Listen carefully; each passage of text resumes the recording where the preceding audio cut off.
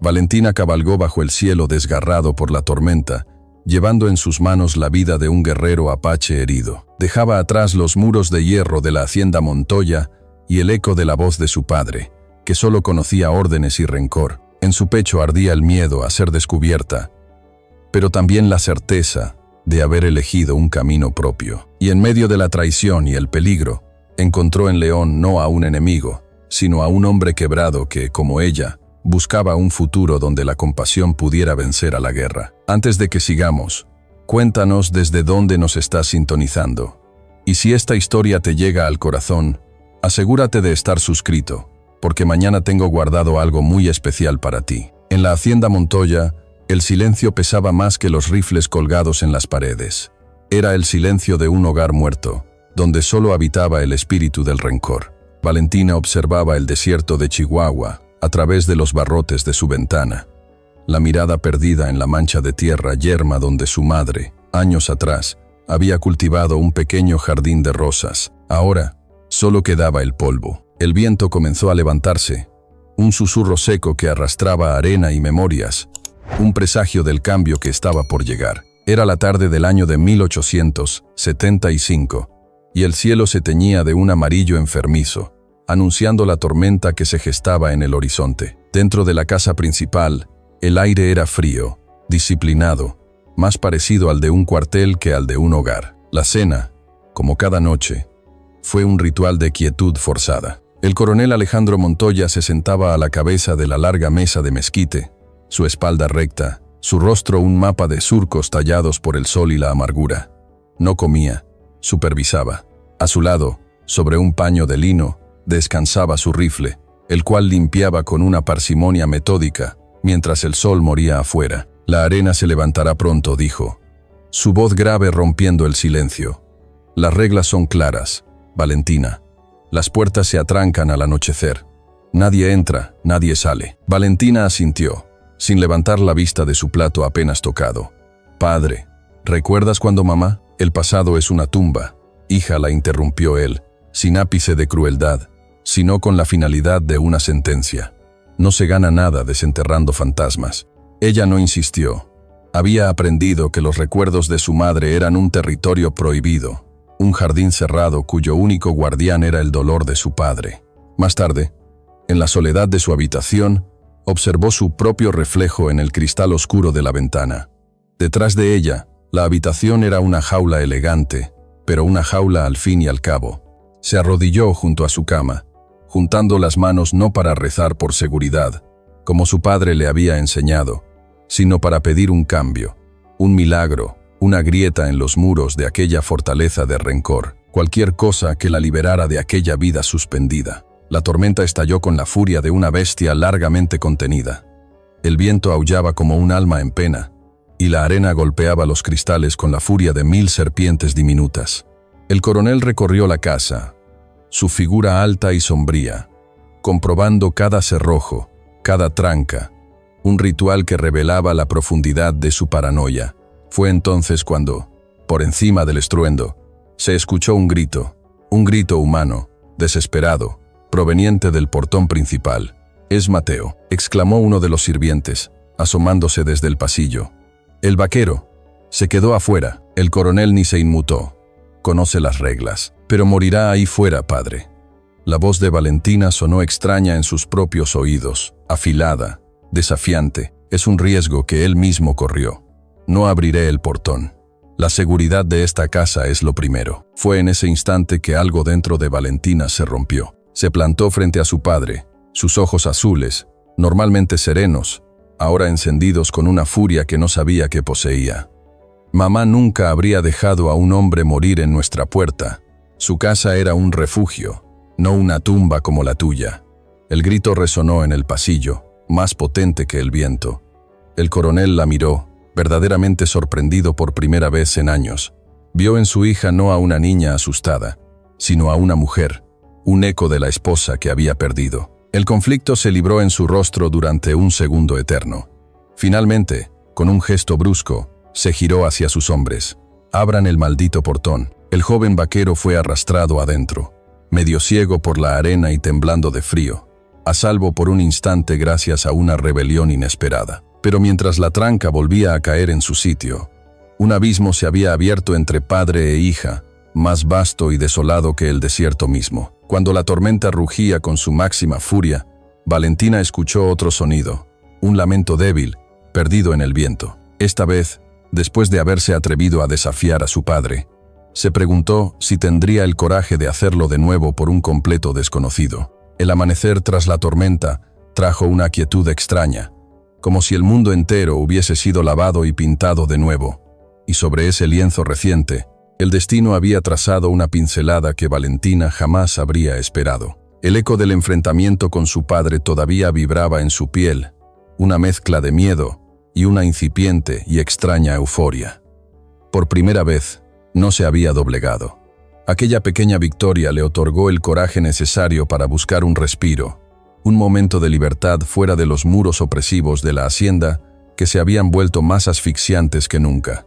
Mientras el coronel, con el rostro todavía sombrío por el desafío de la noche anterior, supervisaba los daños en los graneros del oeste, ella ensilló a Brisa, su yegua Palomina.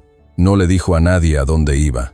El simple acto de tomar las riendas y dirigirse hacia el este, hacia el arroyo, se sintió como una transgresión gloriosa. Cabalgó a través de un paisaje transformado y brutal. El desierto, normalmente un mar de ocres y sienas, era ahora una extensión caótica de lodo oscuro y vegetación destrozada. Árboles de mezquite, que habían resistido décadas de sequía y viento, yacían con las raíces expuestas al cielo, como los huesos de criaturas prehistóricas. El aire olía a tierra mojada, a ozono y a la dulce fragancia de la salvia aplastada. Por un momento, Valentina cerró los ojos, permitiendo que el viento fresco y limpio le secara las lágrimas silenciosas que no sabía que había derramado. Aquí, lejos de la mirada de su padre, podía casi recordar quién era antes de que el rencor se convirtiera en el aire que respiraba. Era solo una joven, anhelando la paz que el murmullo del agua le prometía. Fue entonces cuando lo vio, no de inmediato, sino como una anomalía en el paisaje devastado. Una mancha oscura en la orilla opuesta del arroyo, que ahora corría enfurecido y lodoso, muy diferente al hilo de plata que ella recordaba. Al principio, su mente buscó explicaciones lógicas. Podría ser un ternero arrastrado por la corriente, o simplemente un montón de escombros y ramas acumulados por el agua. Pero algo en la forma, una simetría inorgánica en medio del caos natural, la inquietó. Guió a Brisa con cuidado a través de la corriente, el agua helada subiendo por encima de sus botas, y se acercó. El corazón le dio un vuelco doloroso al darse cuenta de que la mancha oscura era un cuerpo. Un hombre. Estaba boca abajo, medio sumergido en el agua fangosa, atrapado bajo la pesada rama de un álamo que la tormenta había partido en dos. Su largo cabello negro, enredado con lodo y hojas, ocultaba su rostro, pero no había duda sobre su identidad. Las pieles de gamo finamente trabajadas, las mocasines con intrincados patrones de cuentas, era un guerrero apache. Cada fibra de su ser, condicionada por años de advertencias de su padre, y por las aterradoras historias susurradas en la frontera, le gritó que huyera, que montara a Brisa y galopara de vuelta a la seguridad de la hacienda para dar la alarma. La voz de su padre resonó en su mente, dura y fría como el acero de su rifle. Son animales, Valentina. No entienden nada más que la fuerza. Un apache en nuestras tierras es un apache muerto. Sin embargo, se quedó inmóvil. Sus ojos no veían a un monstruo, ni a un salvaje. Veían a un ser humano, inmóvil y roto, a merced de los elementos. Con una cautela que le era ajena, desmontó y se arrodilló a su lado, el lodo frío filtrándose en sus rodillas. Con un esfuerzo, lo giró con suavidad para ver su rostro. Era joven, quizás no mucho mayor que ella, con facciones nobles y una mandíbula que hablaba de un orgullo indomable, incluso en la inconsciencia. Una herida profunda surcaba su frente, la fuente de la sangre que teñía el agua a su alrededor.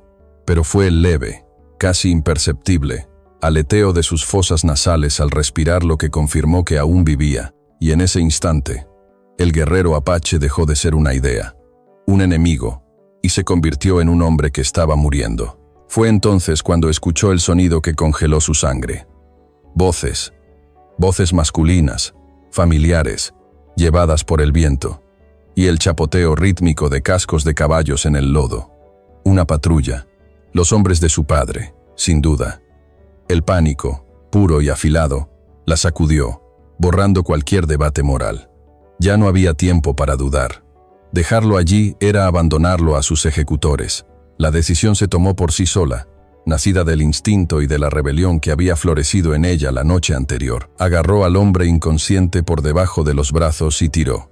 Pesaba como una roca, un peso muerto que se resistía a cada uno de sus desesperados esfuerzos. La adrenalina le dio una fuerza que no sabía que poseía. Sus botas se hundían en el barro.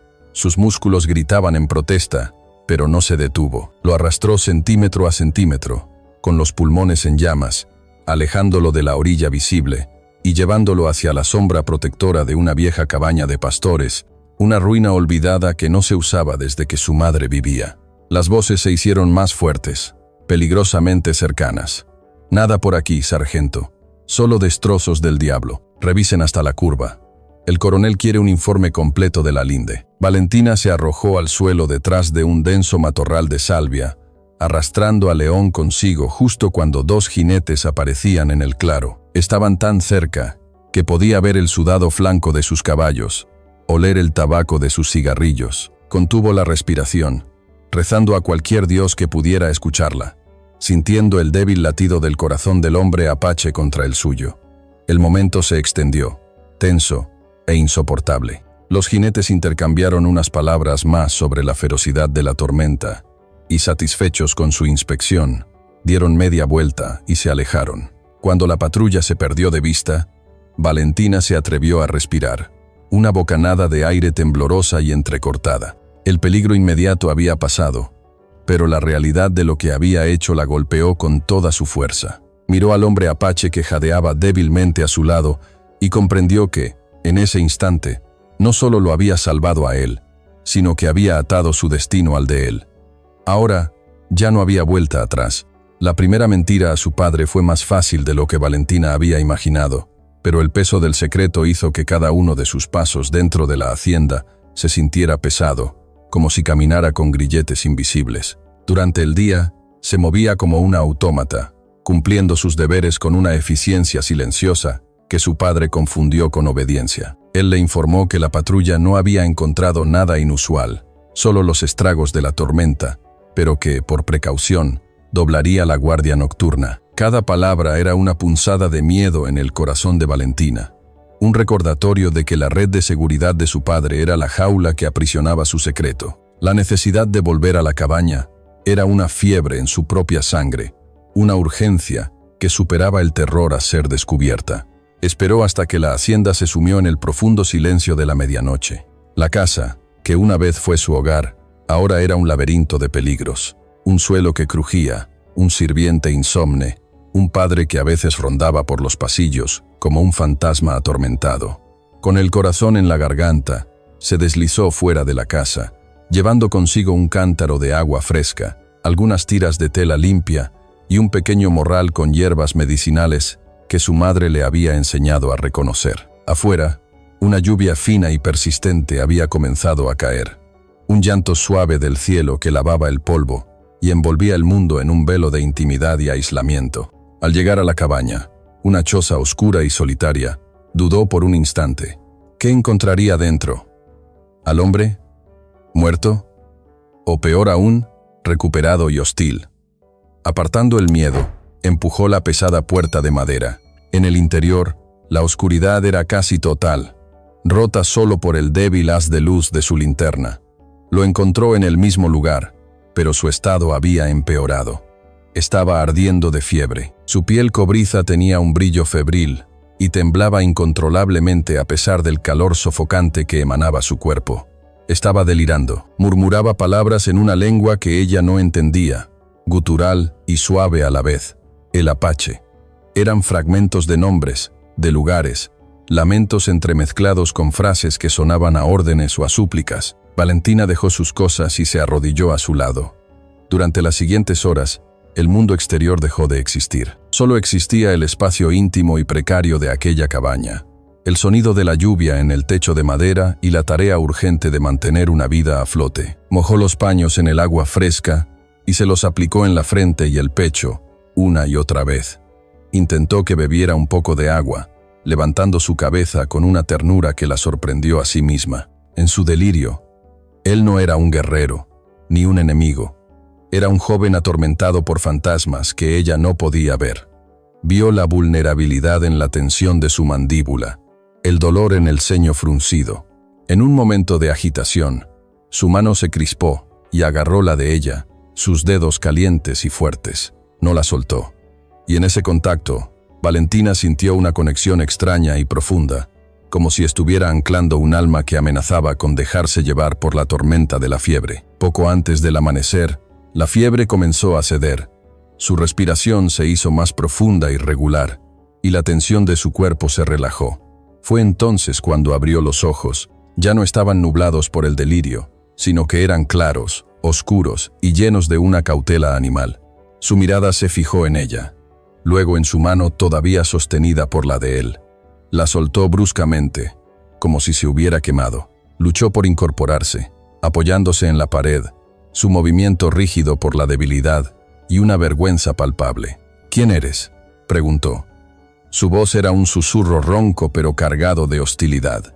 Hablaba un español perfecto, un detalle que, incluso en la tensión del momento, no dejó de sorprenderla. «Me llamo Valentina. Te encontré junto al arroyo. Estabas herido». Él la observó, sus ojos entrecerrados. «¿La hija de Montoya?». Su tono convirtió el nombre de su padre en una acusación. «¿Por qué? ¿Por qué me ayudas?». «Yo no soy mi padre», respondió ella, su voz apenas más alta que la lluvia. «Te habría dejado morir. Yo no pude». Un silencio denso llenó la cabaña. Finalmente, él habló. «Mi nombre es León». El nombre, fuerte y noble, pareció llenar el pequeño espacio. Pero la tregua fue breve.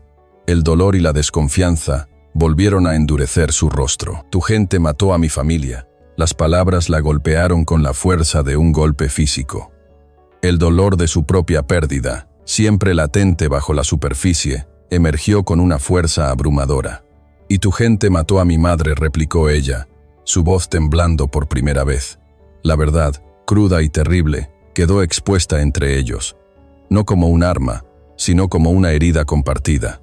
La revelación pareció arrancarle las últimas fuerzas a León. Una tos violenta y profunda sacudió su cuerpo, haciéndolo doblarse de dolor. Antes de que pudiera pensar, Valentina se lanzó hacia adelante, instintivamente, para sostenerlo, para evitar que se derrumbara.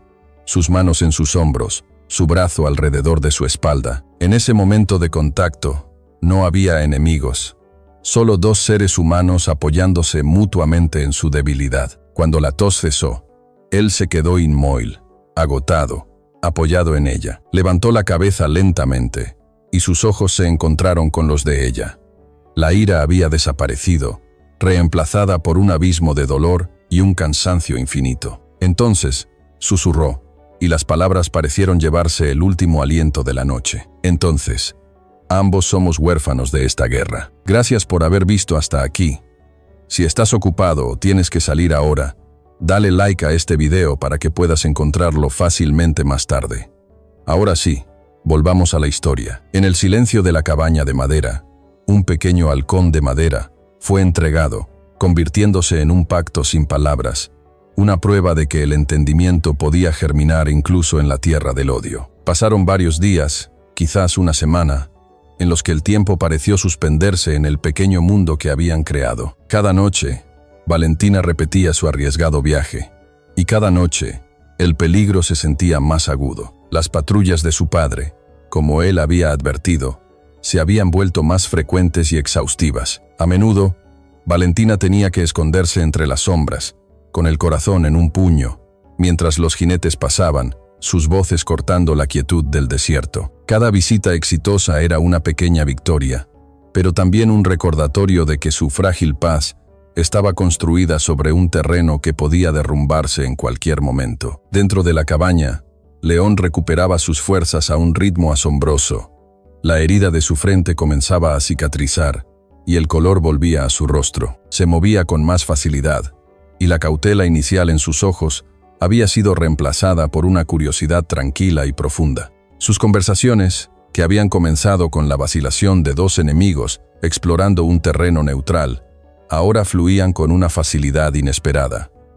Se convirtieron en un intercambio de mundos. Valentina le llevaba comida, pan, queso y a veces un poco de carne seca que lograba sacar de la despensa, y a cambio, él le ofrecía historias. Ella le hablaba de los lugares que había visitado en sus libros, de ciudades lejanas con edificios tan altos como montañas y de mares tan vastos que uno podía navegar durante meses sin ver tierra. Él la escuchaba con una atención reverente, como si ella estuviera describiendo un mundo de espíritus. A su vez, León le enseñó a leer el mundo que la rodeaba. Le explicó que las estrellas no eran solo luces al azar, sino un mapa, una guía, la historia de sus ancestros escrita con fuego en el manto de la noche. Le enseñó el nombre apache de la salvia que crecía junto a la cabaña y le explicó sus propiedades curativas.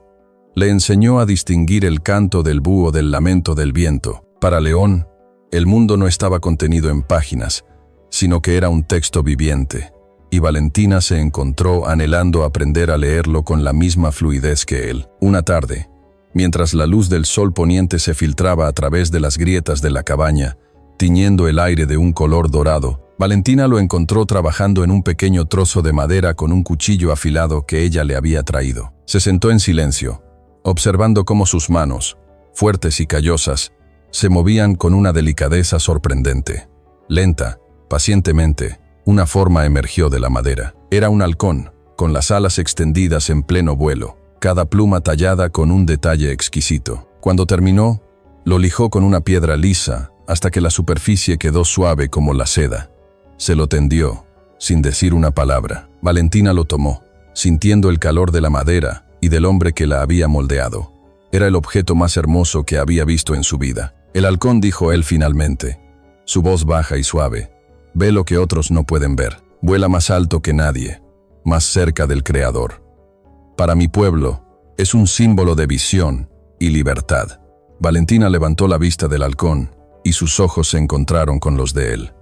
En ese momento, entendió que no era solo un regalo, era un mensaje. Él la veía. Veía a la mujer que anhelaba ser libre, la que podía ver más allá de los muros de odio que su padre había construido. Las lágrimas llenaron sus ojos, pero no las derramó. Solo asintió, incapaz de hablar, y apretó el halcón de madera contra su pecho. El tierno momento fue roto por un cambio en la expresión de León. La calidez de sus ojos fue reemplazada por una sombra de urgencia y dolor. Guardó el cuchillo y se sentó frente a ella, su postura repentinamente tensa. Valentina, debo decirte la verdad, comenzó, y el tono de su voz hizo que un escalofrío la recorriera. No me hirieron por casualidad en la tormenta. Estaba regresando a mi campamento. Había ido a hablar con los líderes de la banda de los mezcaleros, al sur. Intenté convencerlos de unirse a nosotros para buscar la paz, para hablar con los hombres blancos, pero fracasé. Creen que la única respuesta es la guerra. Hizo una pausa, y la siguiente revelación cayó sobre ella con el peso de una sentencia. Y ahora, mi padre, el jefe Tenoch, está de acuerdo con ellos. Está furioso. Cree que he deshonrado a nuestro pueblo al buscar la paz. Para demostrar su fuerza, está reuniendo a los guerreros. En pocos días, lanzará un ataque contra las haciendas de este valle, incluida la tuya. La noticia golpeó a Valentina como un viento helado, extinguiendo el cálido resplandor del momento anterior. El halcón en su mano de repente se sintió frío y pesado. La cabaña, que había sido su refugio, se encogió, y los sonidos del desierto afuera ya no parecían pacíficos, sino amenazantes. Su mundo secreto y el mundo real acababan de colisionar de la manera más brutal posible. León tomó su mano, sus dedos entrelazándose con los de ella. Su rostro estaba lleno de una desesperación que reflejaba la suya propia. Aún queda una esperanza, pero te exige hacer lo impensable, dijo. Su mirada intensa y seria. ¿Conoces a algún hombre blanco con poder en Santa Cruz, en quien podamos confiar? Para salvar al hombre que su corazón había elegido, Valentina tuvo que darse la vuelta y enfrentar a su propio mundo, un mundo de reglas y prejuicios que estaba a punto de hacer añicos. La pregunta de León resonó en su mente durante todo el tortuoso camino de regreso a la hacienda. ¿Conoces a algún hombre blanco con poder en Santa Cruz, en quien podamos confiar? Solo había un nombre que su padre respetaba a regañadientes por su intelecto y su cargo, no por su carácter: el juez Ricardo Vargas, el padre de su amiga de la infancia, Elena. Era una posibilidad remota, una apuesta peligrosa, pero era la única que tenían. A la mañana siguiente, durante el desayuno, Valentina se enfrentó a su padre. La tensión entre ellos seguía siendo un abismo palpable desde la noche de la tormenta. Usó esa misma tensión a su favor, adoptando un aire de fragilidad y melancolía que sabía que él interpretaría como una consecuencia de su reciente angustia nerviosa. Padre, dijo, con la voz deliberadamente baja, no me siento bien. El encierro, el silencio. Creo que necesito un cambio de aires. Un día en Santa Cruz, quizás, podría visitar a Elena Vargas. Ha pasado tanto tiempo. El coronel la estudió con sus ojos grises y penetrantes, buscando cualquier señal de engaño. Valentina mantuvo la mirada, permitiendo que una vulnerabilidad genuina se mostrara en sus ojos. No era del todo mentira, se sentía atrapada, y la idea de volver a ver a su amiga le ofrecía una coartada perfecta. No me gusta que vayas a la ciudad con la amenaza apache tan presente, replicó él, su tono duro. Precisamente por eso, insistió ella, con una lógica astuta. Estar aquí, esperando, solo alimenta mis temores. Un poco de normalidad, ver a una amiga, comprar algunas cintas en el mercantil, me haría bien. Volvería antes del anochecer. Él suspiró. Una concesión agria. La salud de su hija, tanto física como mental, era su única debilidad visible. Está bien, ve, pero quiero que lleves a 2 vaqueros de escolta, y no te alejes de la calle principal. Ella asintió, ocultando el torrente de alivio que la inundó. Gracias, padre. El viaje a Santa Cruz fue un estudio de contrastes. El desierto, que había llegado a ver a través de los ojos de León como un lugar de belleza sutil y libertad, ahora parecía simplemente vasto y amenazante. La ciudad, por otro lado, la recibió con un estallido de ruido y actividad que le resultó ajeno y superficial. El traqueteo de los carros, los gritos de los mercaderes, las damas con sus sombrillas paseando por las aceras de madera, todo parecía pertenecer a un mundo diferente.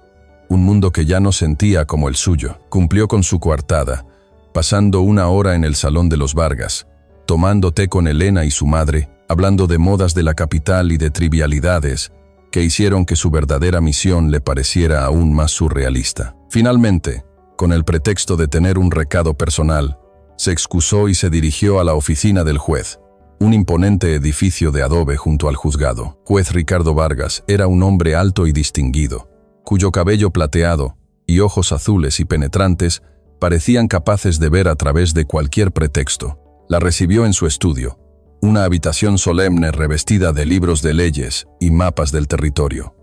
El aire olía a cuero viejo, papel y la débil fragancia de tabaco de pipa.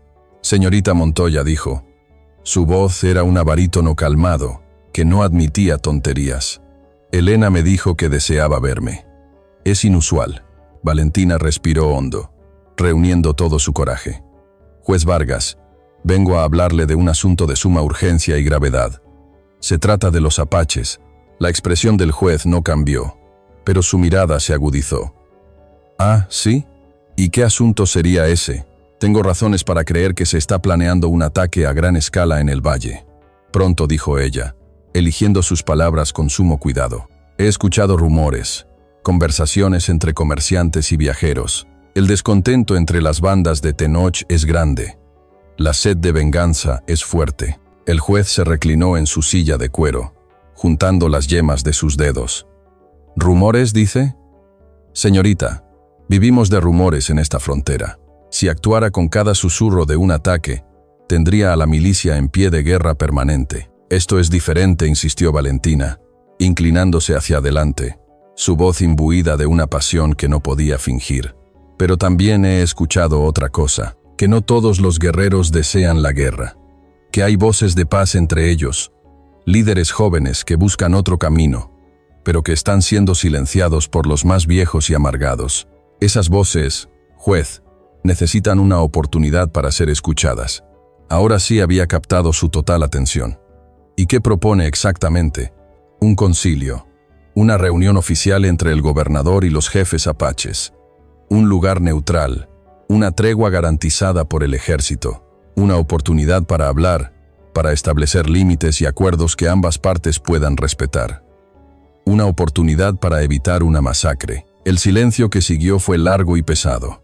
El juez la estudió, su mente analítica sopesando cada palabra, cada matiz de su expresión. Valentina sintió que toda su vida, la vida de León, el futuro de la región, pendía del juicio de aquel hombre. Finalmente, él habló. Lo que propone es casi imposible y extremadamente peligroso, pero hizo una pausa, y una chispa de algo parecido a la admiración brilló en sus ojos. También es valiente, y quizás, necesario. Su padre es un hombre de guerra. Señorita Montoya, me sorprende escuchar estas palabras de usted.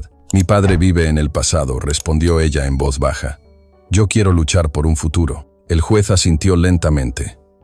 Muy bien. Hablaré con el gobernador. Llega a la capital del territorio la próxima semana. Le presentaré su propuesta. No le prometo nada, pero lo intentaré.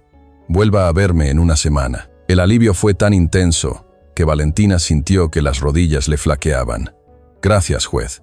No sabe lo que esto significa. Él la acompañó hasta la puerta. Su semblante se había vuelto serio, casi sombrío.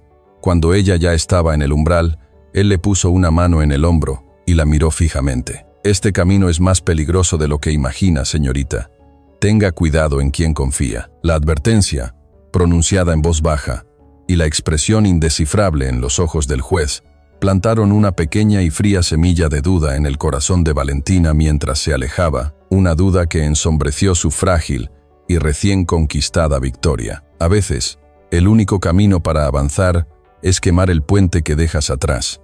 Para Valentina, ese puente era el sendero familiar que llevaba de vuelta a la casa de su padre. Se encontró con León en la vieja cabaña de pastores, el lugar donde todo había comenzado, y que ahora se sentía como el umbral de un mundo completamente nuevo. A la luz polvorienta del atardecer, le relató su conversación con el juez Vargas, sin omitir la esperanzadora promesa ni la ominosa advertencia final. León la escuchó con una paciencia inquebrantable, su rostro serio.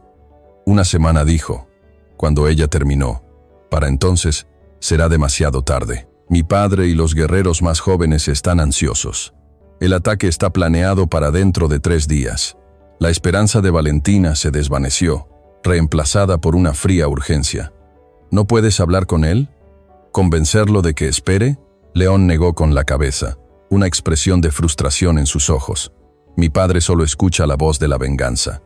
Cree que la paz es una debilidad que nuestro pueblo ya no puede permitirse. Pero hizo una pausa, su mirada perdida en las montañas distantes. Hay alguien a quien sí escucha. Mi abuela, Itzel. No es una jefa, pero es una mujer de sabiduría. Sus visiones y sus palabras tienen un gran peso en el consejo.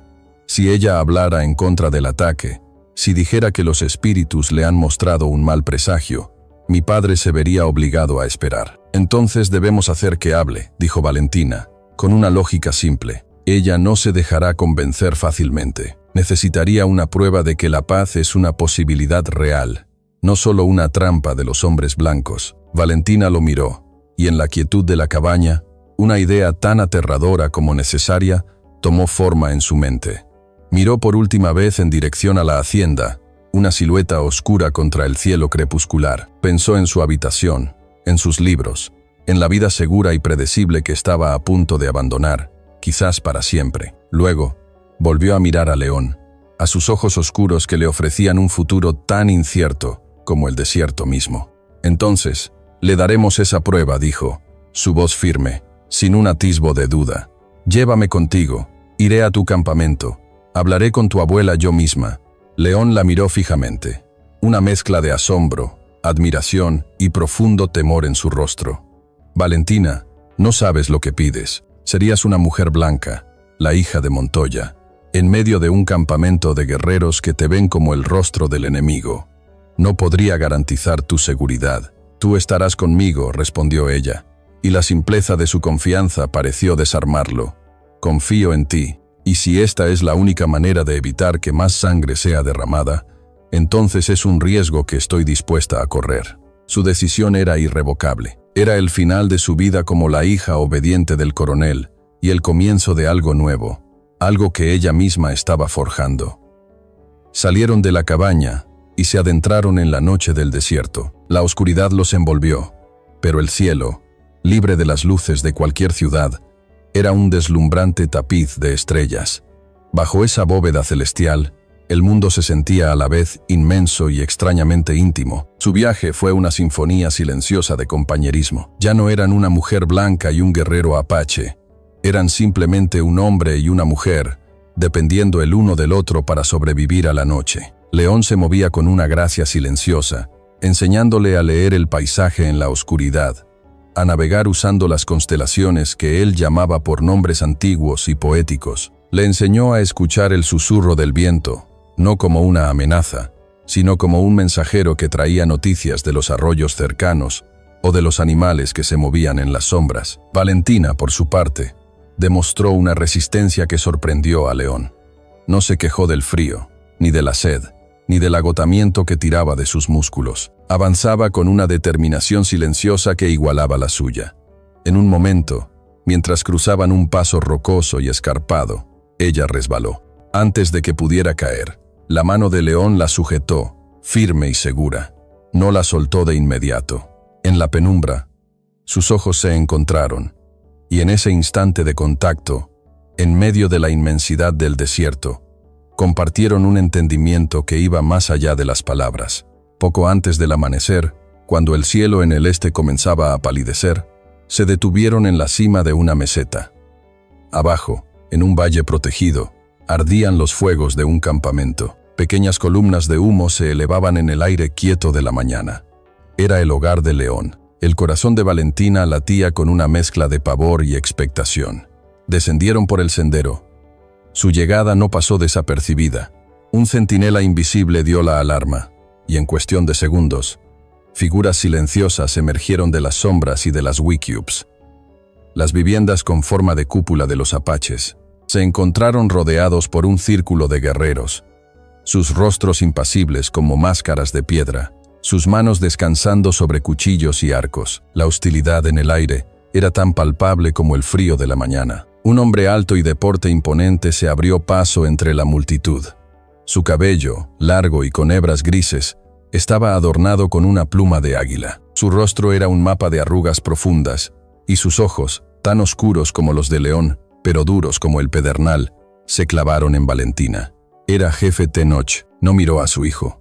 Sus ojos no se apartaron de Valentina, evaluándola, juzgándola. En la lengua apache, una cascada de palabras guturales y afiladas dio una orden corta y tajante. Inmediatamente, al unísono, todos los guerreros levantaron sus armas, las puntas de flecha y las hojas de los cuchillos, apuntando directamente hacia ella. El aire se llenó con el chasquido metálico de los cuchillos al desenvainarse y el tenso crujido de las cuerdas de los arcos. Valentina se quedó inmóvil, el frío del miedo reptando por su espalda, mientras una docena de armas apuntaban directamente a su corazón. Vio a León dar un paso protector frente a ella, su cuerpo tensándose como el de un lobo listo para atacar, pero antes de que pudiera pronunciar una palabra, una nueva voz cortó el aire tenso. Era una voz de mujer, anciana y sorprendentemente fuerte, que hablaba en apache con una autoridad que hizo que incluso jefe Tenoch girara la cabeza. Del interior de una de las wickiups más grandes,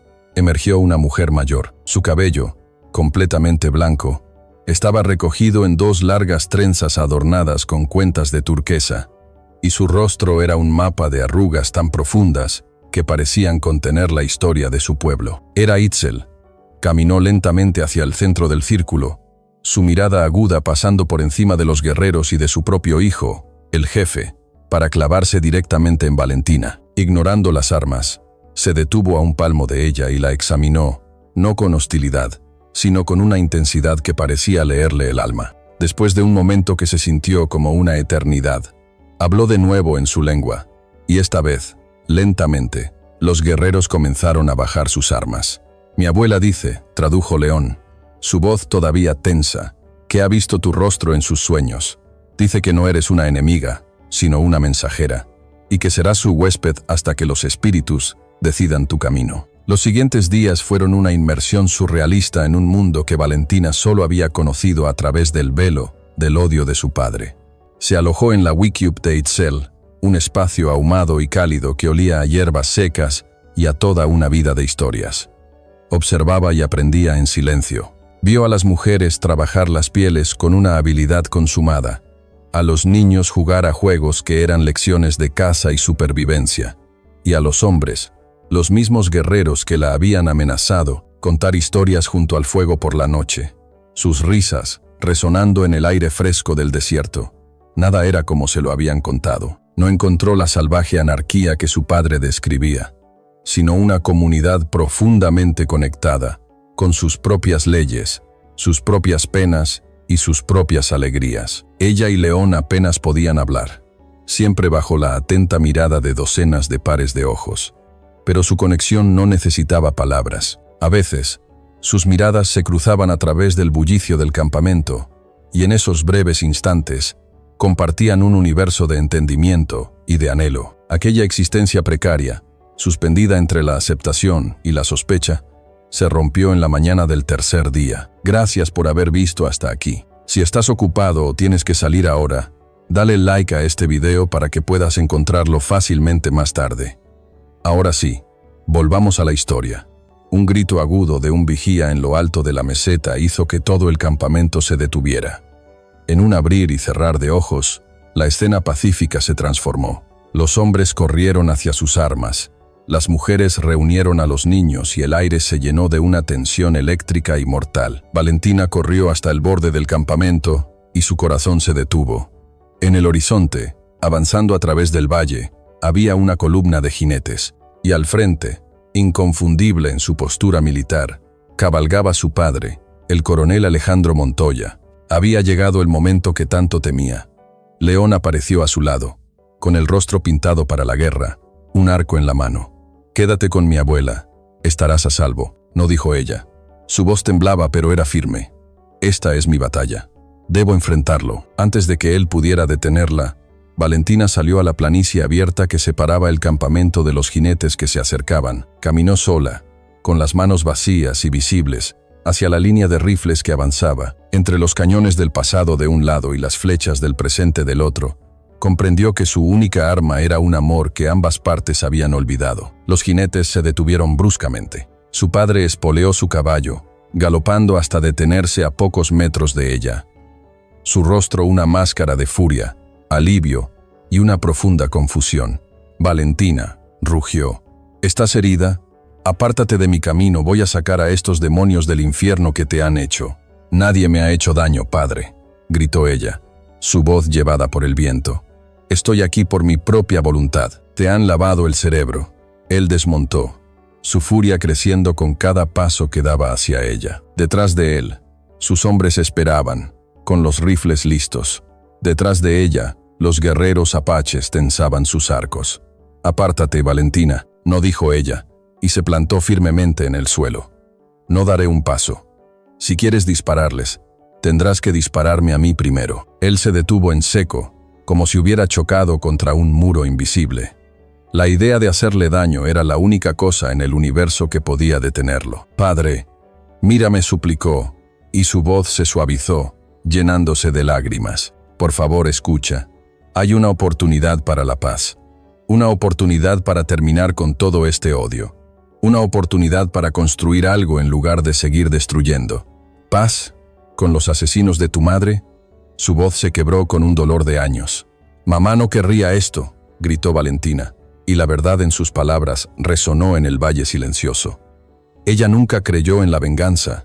Ella creía en el perdón, en la comprensión. Pasó su vida construyendo puentes, no los muros que tú has levantado alrededor de tu corazón. Honra su memoria, padre. Honra a la mujer que amabas, no al odio que te está consumiendo.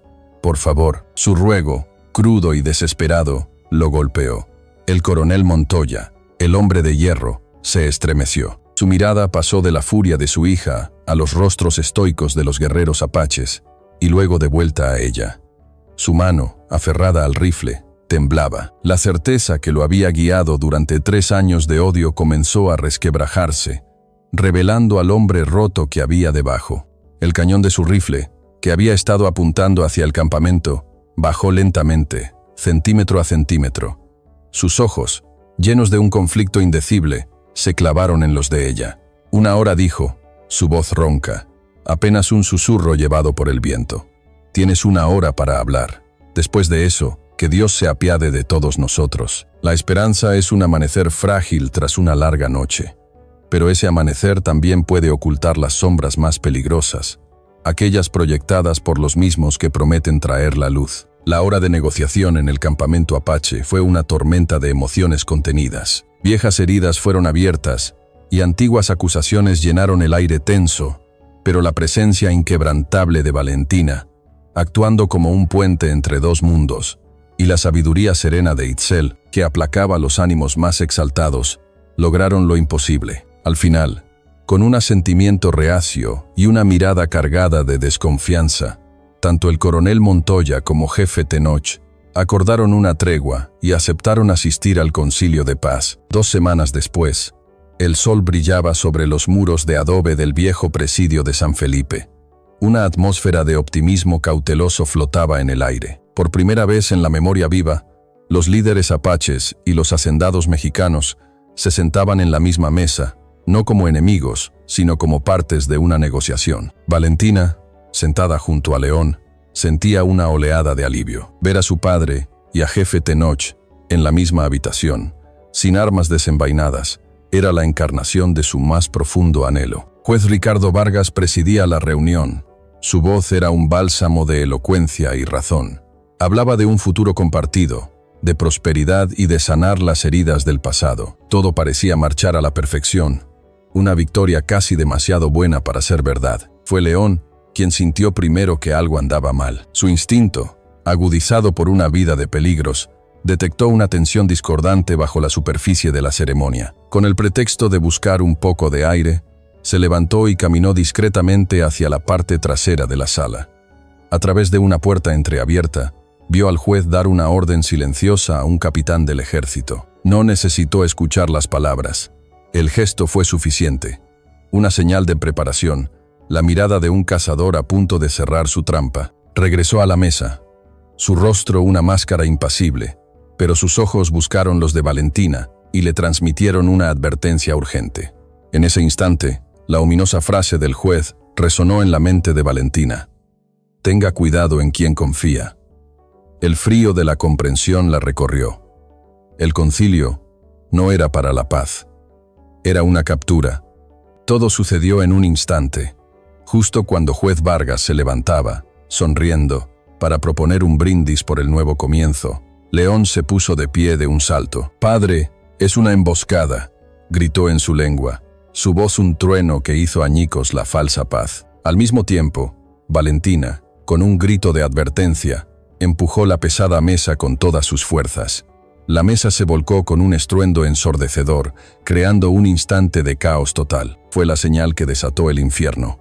Las puertas se abrieron de golpe, y los soldados, cuyo papel de guardia de honor había sido una farsa, se abalanzaron sobre los jefes apaches. Estos, alertados, sacaron cuchillos ocultos y se prepararon para luchar por sus vidas. En medio del pandemonio, el coronel Montoya se quedó paralizado por un segundo, su rostro contorsionado por la incredulidad y la furia al comprender la magnitud de la traición. Habían usado a su hija y su honor como cebo. «Alto», rugió, su voz de comandante resonando por encima del caos.